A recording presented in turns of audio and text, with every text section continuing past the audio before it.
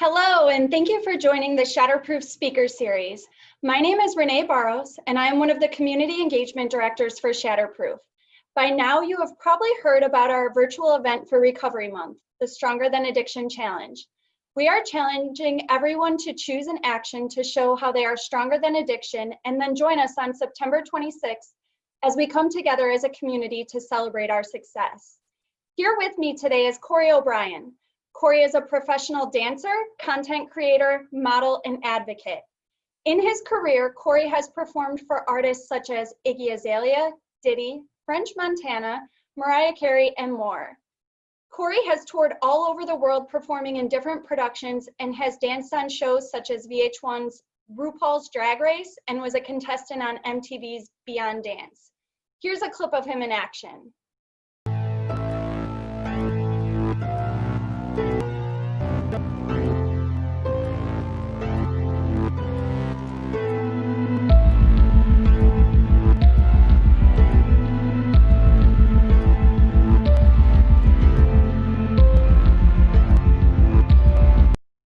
Corey celebrates almost 8 years in recovery today, and he is joining us for a very important conversation about his struggle with substance use disorder and what led him to sobriety. Welcome, Corey, and thank you for joining us. Hi, Renee. Thank you so much for having me. So take us back to where your struggle with substance use disorder began. I have to say, probably when I was around 12 years old. For me as a kid, I always showed tendencies of a very addictive personality. I gave my all to everything and I could never have enough. But I would say, I think the first time I drank, I was about 12 years old. And for me, it was a feeling that I've never felt before. I felt content and at peace with who I was. It was like I was escaping my reality, which was me struggling with my sexuality of being gay, and also just the torment that I experienced as a child with bullying and also just not feeling like I belonged. So for me, it was what I thought a way to cope and find peace within myself. And I had no idea that it was going to latch itself on me and really take me for this dangerous ride throughout my life. When the substance use began, did you think you were headed in a bad direction, or were you completely naive? You know, that's a good question. I have to say that I was completely naive to everything that was about to happen in my life and the years to follow. I just was young. I was using it as what I thought was a crutch and to fit in with everyone else. As I started to see people kind of growing out of a phase, for me, that phase was just actually progressing. It was something that was really turning itself into an ugly habit, and then of course an addiction. And it is something that really, like I said earlier, took hold of my life that I just had no idea. I had no plan for it. I was a kid that was very active and also involved in different things such as dance and gymnastics. I had all of these dreams and goals. And my addiction is something that really took all of that away from me at one point in my time. Okay, in your article in Out Magazine, you talk really openly about the isolation that you felt, and especially as it pertains to your sexuality. Can you talk more about how that lent itself to your substance use disorder?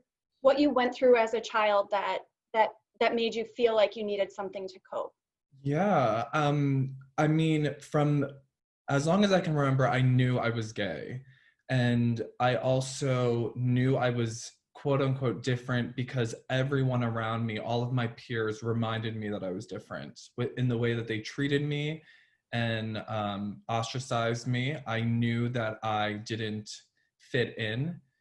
And so when I found drugs and alcohol, for me, that was a way that I could relate to other people. I didn't know anyone I could talk to about being gay. I didn't know anyone that could really relate to me on any other level besides using. I became a cool kid. I became just like everyone else. And for me, it was something where I could do with other people because I always felt isolated. Whether I was with people or not, I just felt like I could not be myself. I felt like I had to change who I was. And at that moment in time, alcohol and using gave me confidence.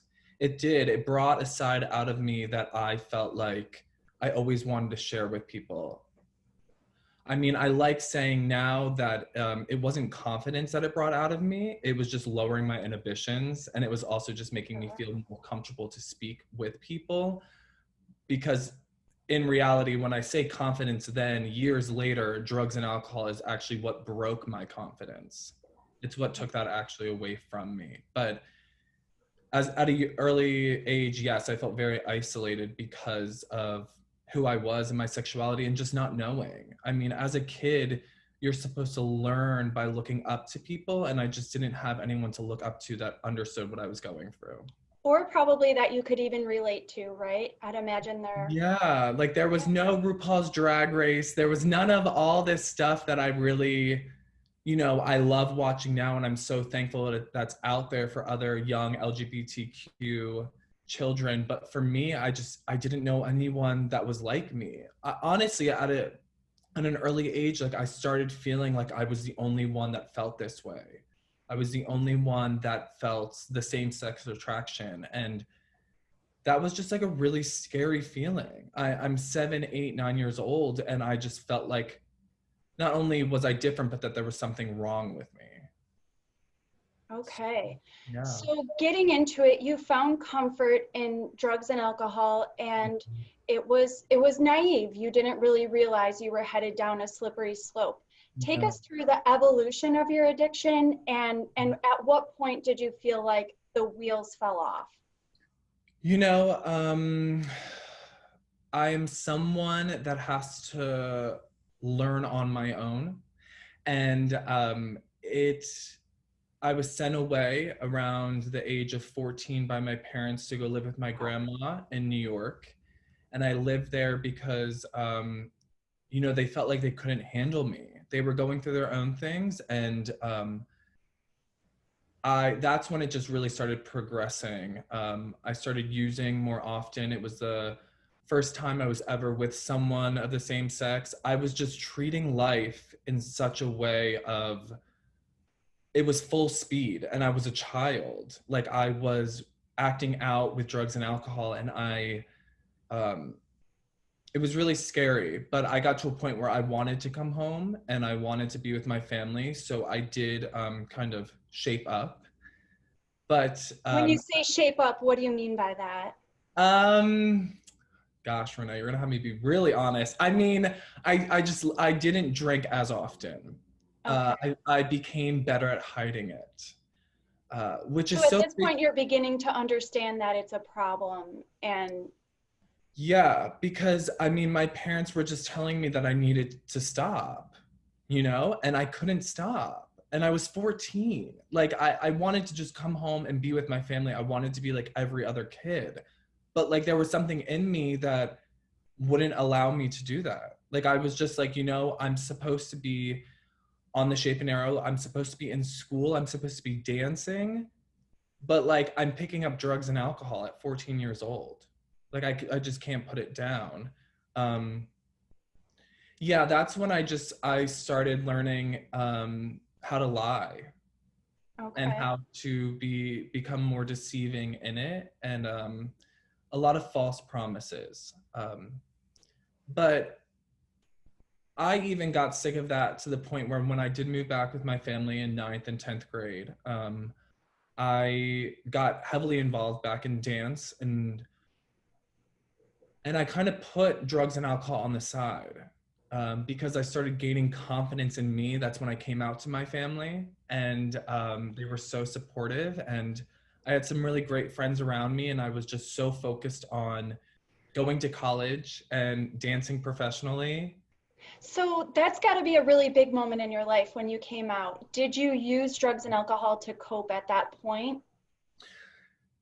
You know, it's weird. I was always kind of using here and there.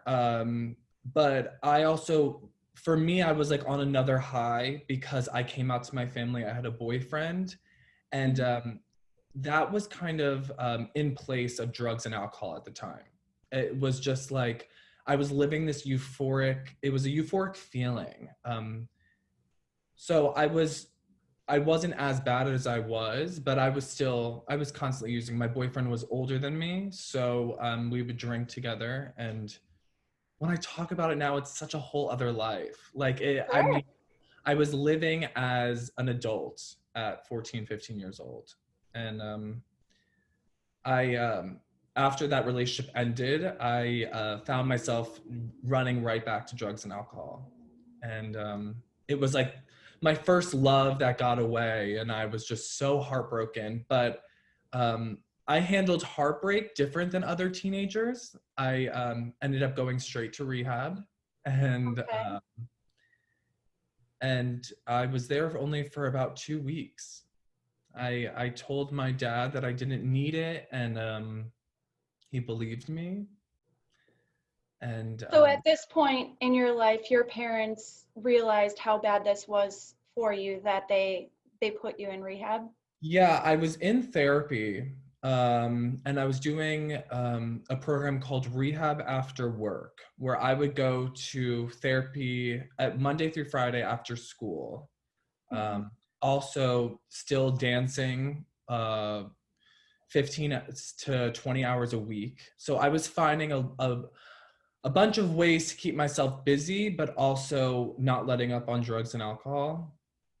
And it got to a point where they found drugs and alcohol and that I was hiding. And they decided that it was time that I went away. So Take me through the next couple of years. What happened then? I was good. I was good after rehab. I actually made a promise to myself that I was going to stay sober, but it was more so my idea of sober. It wasn't really attending meetings. It was just throwing myself into dance. And after I graduated high school, I kind of started drinking heavily again. I decided not to go to college, and I moved to New York City to dance. And I really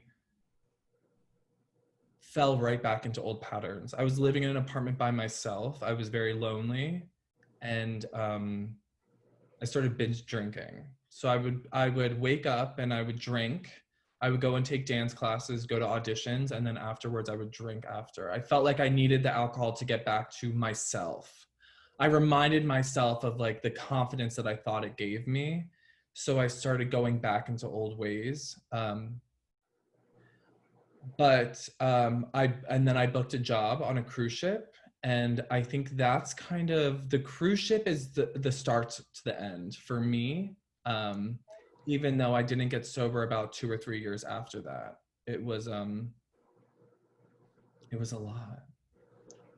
So talk us through the start to the end. What was it that led you to finally recover from your substance use disorder?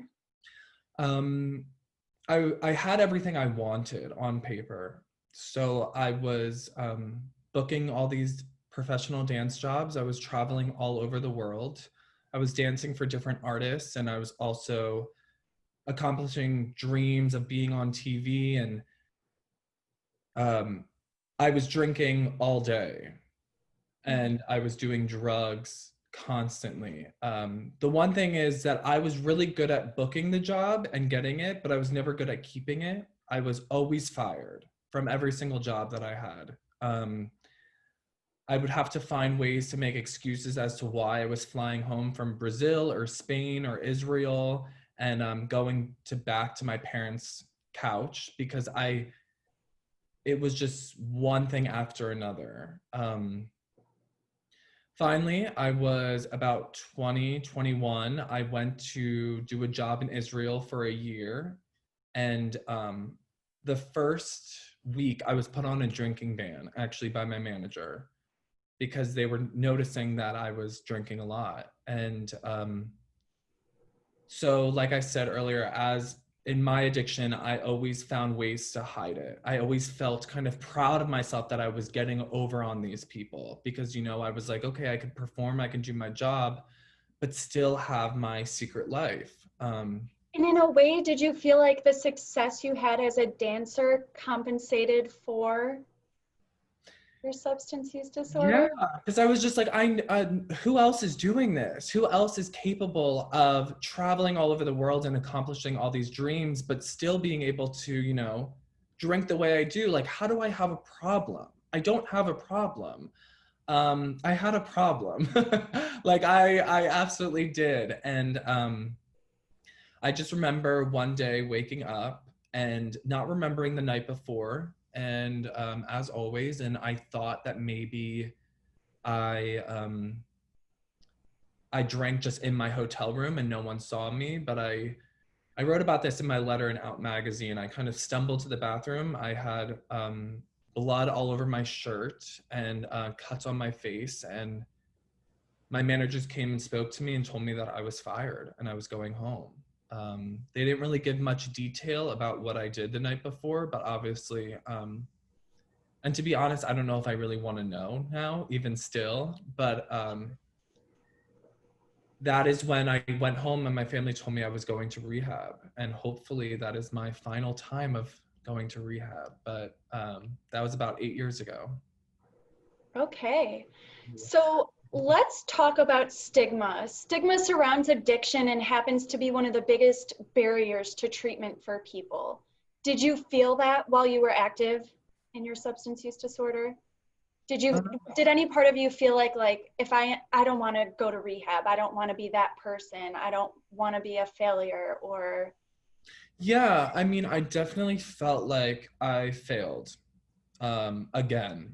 I felt like I went to rehab before and I thought to myself, you know, I can just try to figure out a way to drink normally, or I could just not allow it to affect my life, my career, my family, my friends. But I did. I felt like a failure. I felt like I let so many people down, and I also felt like I let myself down in so many different ways because I thought that I was going to be able to do it differently this time. But I couldn't do it differently because I was drinking. I relapsed, you know, like as an addict, as an alcoholic, what works for me is not using at all.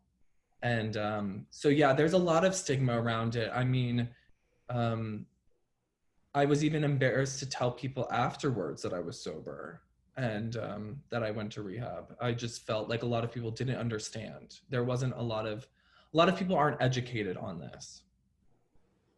which is, I'm sure, a huge reason why you've opened yourself up to talk with us today, and thank you for that. And I wanted to congratulate you on your recovery. Thank you. In the article in Out magazine, you said, and I quote, "My addictions eventually became major obstacles to my dreams. Now that you've found sobriety, what dreams have you accomplished or are you on path to accomplish?" You know, it's so wild to just think about what my sobriety has brought me. I mean, straight from rehab, I went into filming a show in Los Angeles, and that's how I got back to LA. And that was always a huge dream of mine. And I just went right back into the dance world. A lot of people were very fearful and telling me that I shouldn't, but I just felt like I finally had it. I finally found peace and I found love and I found confidence, and it wasn't inside drugs or alcohol, it was just inside myself. And it sounds so cliche, but like I that's a lot of self-hatred and a lot of shame that I felt towards myself was the driving force behind my addiction. And so I've accomplished a lot. I've performed all over the world, all over again, but with a clear mind, with memories that I will always have. And I've been doing a lot of soul searching now into how I can use my story to help others, which is something I never thought I would do, because I never thought that I would really speak about my sobriety. I thought it was always going to kind of be my little secret, but I'm really hoping to make a change and also make a difference. Well, we're so thankful that you're open about it. I always say when life hands you like some of these horrible circumstances, at the very least, it offers us the opportunity to help somebody else struggling in the same way, right? Absolutely. So what would you say to your younger self, or someone who may be in the shoes that you were in 8 years ago, who is currently struggling with addiction and not knowing what to do? I think, well, I know I would tell them that it gets better. Um, I, for many months, many years, I did not see the light at the end of the tunnel. I just didn't understand how I could actually make such a drastic change in my life. And I became content in not being content. Like, I became at peace with just the terrible circle that my life was going in. So for me, I want to say it gets better, and it's also worth it. I mean, doing work on yourself and finding happiness and peace within yourself is worth it. Yeah, that's what I would say. Awesome. How has your family supported you over the years? um, I mean, they're my number one support system. My family is very educated on all things sobriety and addiction. It has affected our family in so many different ways. And I'm very thankful that they have really thrown themselves into, whether it be a program or just learning about all the things that they can do to help and support someone who has struggled with addiction. They have always been there for me, to whether it be save me or support me or just hold me when I'm crying. They have always been there for me, and I'm very thankful for them. So what advice would you give to someone who loves someone with a substance use disorder? I would say to educate yourself on addiction. Know that everyone's story and everyone's path is different, and also do not enable.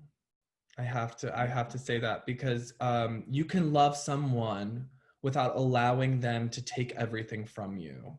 And I know that my family had to do that with me. They really had to not distance themselves, but take a step back and also understand that they love their son or their brother Corey, but this addiction is something that they need to face head on. And they really couldn't, enable everything that I was asking or needing from them, because it was something that was normally going towards my addiction. Okay.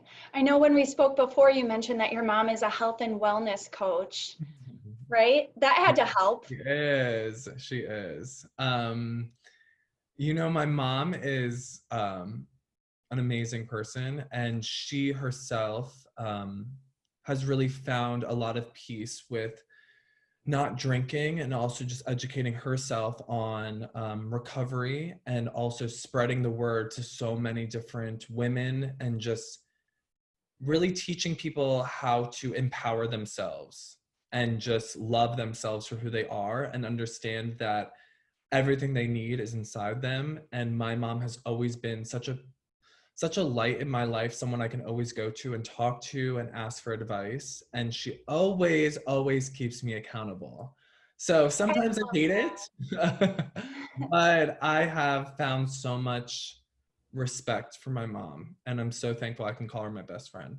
Oh, that's wonderful. I love what you just said about the light is inside of them. Yeah. Have a ton of people that are registered to do our Stronger Than Addiction Challenge. And I was going to ask you the best advice your mom would give to them. And I think that's probably it, right? Yeah, absolutely. Just And know that everything that you're searching for is inside you. Yeah. Corey, how are you surviving COVID?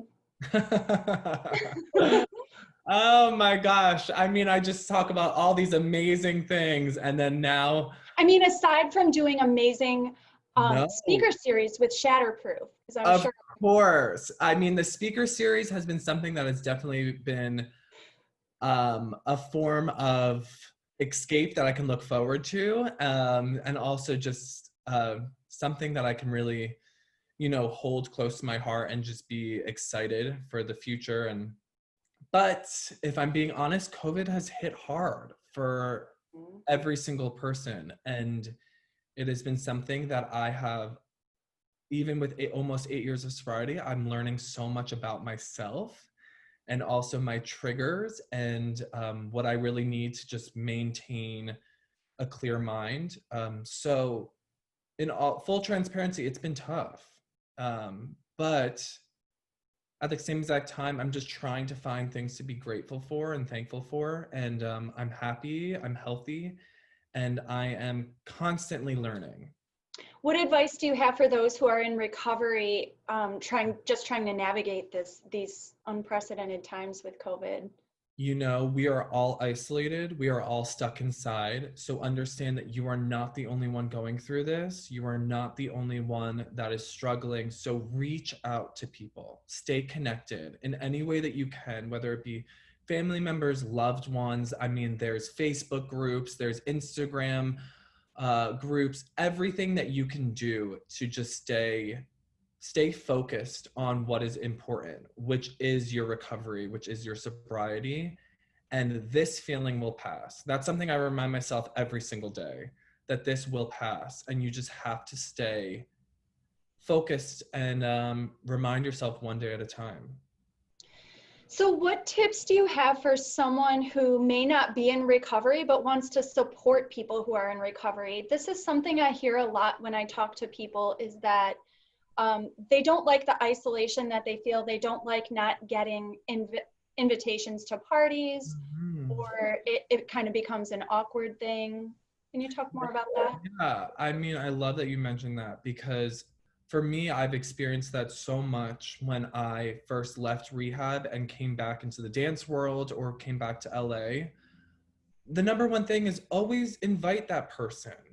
Still invite them, include them in it, let them decide whether or not they want to be included, whether they want to join along, because you never want to isolate someone because they felt that in their addiction. You don't want to make them feel that while they're in recovery.